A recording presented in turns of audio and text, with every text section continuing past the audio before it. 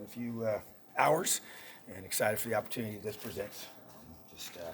Getting back into Big Ten play is a huge part of what we live for here and what we want to be in, and a great environment we're going to be playing in.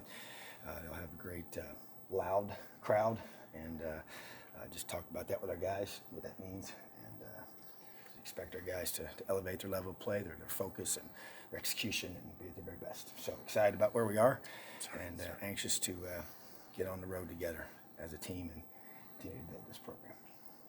Questions? As far as Michael, has he thrown in practice? Has Yeah, he participated? yeah, and so we'll see. We're going to make that decision. It'll be announced at kickoff, but just continue to progress, and we'll see where we're at. Don't know everything for sure yet, but we'll continue to evaluate after get everything done today and meet with everybody that's involved and make a decision.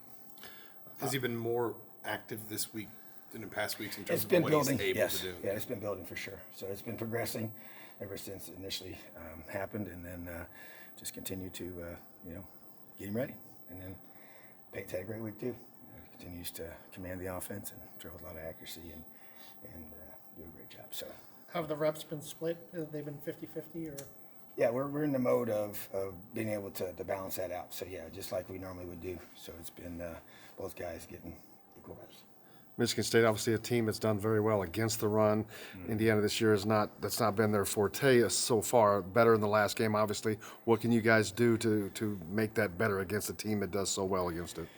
Yeah, I just think that bottom line is there's different ways to create those, and you got to be able to, at times just run, your base run plays and get the yards that way. And there's other ways you got to create uniqueness to what you do and the way you present those packages, and both trying to create the run fits by things that you do on your, from a structural perspective offensively, and both at tempo at times and as well as getting the ball where it needs to go. So yeah, I just think we've got to find a way to get to where they want them to respect our run game. So they have to honor that, and then everything comes off of that. I know you got David Ellis out of Michigan, and you've probably gotten a few players too over the years. Is this kind of a good chance to kind of showcase yourself in that state, and how do you feel like it is as a recruiting state? Well, it's just like anything else, in the past, we've had so many guys from Ohio here, and so the Ohio State game was such a big deal for that very reason. And then I think, we've actually started more going into Michigan here in the last couple of years, and got some guys on our team from there and more guys that will be joining us here next year. So I think there's no question, you get a chance to go into a young man's home state and be able to do, kind of show why he came here. That's what he wants to do, and bottom line is that sometimes those are different motivations for guys, based on who recruited him and who didn't, and they know that.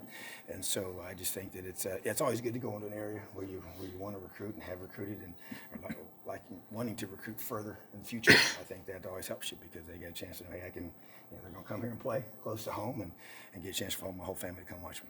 Is it, you mentioned Coy might need to have some kind of procedure. Kind of where is he in terms of being able to get through whatever he needs to get through? He's going to have surgery tomorrow. Okay. So that'll be swelling. Had to go down a little bit, and we was going to do it a few days ago, but they needed to get to that point. So he'll be, messaging him yesterday back and forth, and just kind of stay in constant contact with him and his family, and just prayers for him. So he has that tomorrow, and then he'll start the road to recovery. And I guess as you've evaluated that left tackle spot, do you know kind of what you want to do with it? Yeah, I think it's kind of been consistent in regards to, with Devondre and Matt Bedford and Caleb being able to be flexible, and with Aiden Rafferty as being a next in kind of guy. So those three guys are going to be manning that spot, and then we can have the ability to move Caleb, because Caleb can play either side, and then I think that Devondre can also play right or left as well. So that gives us some flexibility with that. But that's going to be the combination that we use. Michigan State games inherently have been low-scoring games. How big of a game for your defense is this going to be? Yeah, I mean, that's, we've preached it all week long, the ability for us to stop the run game, and prevent those big pass plays that they've been creating, off of that, and, being able to play a four-quarter game, all three phases. Field position has always played a big role in this game. Just special teams, the role that they play in this game has been huge, and so that will continue to be the case. So anytime you get a big road game, that's going to be, those are the variables. So I think our defense has to step up to the challenge, and play above their age and a lot of those guys, but that's how you grow. This is where you want these moments. We just got done talking about that, and the weeks when you have the crowd noise pumped in, I mean, that gets me pumped up because I know what that means. I know where we're going. I know what's at stake. I know the environment we're going to be in, and I love those environments, and I want our guys to learn to feed off of that. You mentioned in your radio show kind of your respect level for Mark D'Antonio. What about his program particularly kind of sticks out to you in terms of how you want to the consistency, the toughness, just I think when you always want to be able to say, hey, you put the film on and say, hey, what's this coach's team going to look like? How are they going to play? And he's done that for such a long time there and has consistently won. These are all-time winningest coach, there, which is a tremendous, thing for him to accomplish. And a lot of people have made that possible, and he would be the first one to say that. But just you just respect the product that they put. This is who they are, and just the cultural things that they have. And they've been there a long time, And so when you talk about what you want to build, and he's a defensive guy, those things just jump out to me in the way that they play defense and the way that they're able to recruit to their to their fit. Kind of player that fits their culture, and that's what I want here. So that's why you're just trying to, you have respect for those guys, and he's one of those. Coach, you mentioned that you sit in the quarterbacks meetings, almost all of them. But what kind of changes have you noticed in the way that Kalen runs those meetings versus the way that Nick did last year? Just everybody's personality is a little different. I do think it when you're the one calling the plays. I think there is a difference. With that and just from being in both settings, and so it wasn't in there near as much, obviously, before.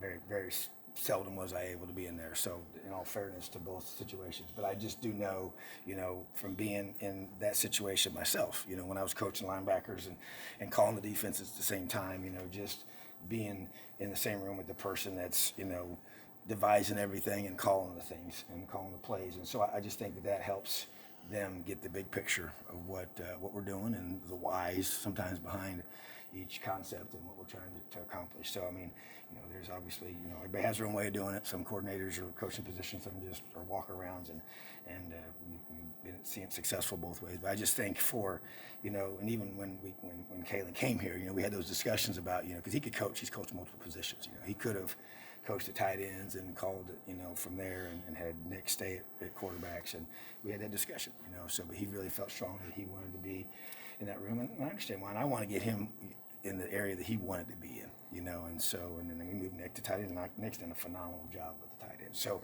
it's just, but I do think that has helped the growth of our quarterbacks and their knowledge of what we're doing. So kind of circling back to Matt Bedford in particular briefly, Devondre, Caleb, experienced guys who, none of this will be terribly new for. What's been different maybe about Matt this week as he recognizes that, hey, I always want to prepare to play, but I don't have that four-year starter in front of me that Sure. Maybe felt a little like a security blanket. Well, I think that he and I have talked, and I think that there's a major difference when okay, now I know I'm playing, because before we were trying to balance this whole thing with when's he ready, when we put him in, when do you save it, do you use 4 games, do you just pull it and go, and all those kind of different conversations. Well, now that's all gone, and so now that once we knew Corey's status, and so now it's just, hey, I'm preparing to go play. So I just think a heightened sense of attention to detail, for him, and I think that's natural. I think it causes that. And I think that you can try and you kind of simulating it before, almost the artificial sense of urgency when you really weren't sure if you were going to play him or not, but now it's there. So I just think he's had a really good week, and there's no doubt there's going to be some growing pains, and even with Devondre, he hasn't played a ton of reps for us. So whoever's in there is going to be, a guy that's going to have to be learning, on the run in some ways and in a very tough environment. So either way, they got to step up, and whoever steps on that field has to execute, and the guys around them, trust is our word for this week, and has a lot of great implications in a lot of different ways, and probably couldn't be a better week for that, for what we're trying to do on offensive line, defensive line, and what we got to do to go in this environment is to trust each other, trust our preparation, and trust the guys around us. How's the communication been between the offensive linemen, or how's the cohesion It's been been? good. It's been good. I mean, obviously the older guys, I met with, with them as well, and just talking about, hey, this is time for you to elevate. Everybody's got to elevate. When you lose a guy like Corey, that makes a big, it's a big void to fill. There's no doubt about it. And so, but then that causes other upperclassmen on that line. Simon's got to step up, Hunter's got to step up, and even a guy like Caleb, even though he's not a veteran of many years, he's his first year starting, but he's played several games and he's been around here. It's his third year being here, and so him to help those younger guys too, because that's part of it. That's how you build a program, as the older guys help the younger guys, and this is where they have to, even on this it's really our first road game. The Indianapolis trip was a short trip, and it was pretty familiar, even though we hadn't played in that venue since I've been here, but this is a true Big Ten road game. So those guys, those seniors up front, got to elevate, and communication is going to be an all-time priority. Even if Michael's able to go, was there any thoughts to using 2 quarterbacks this week?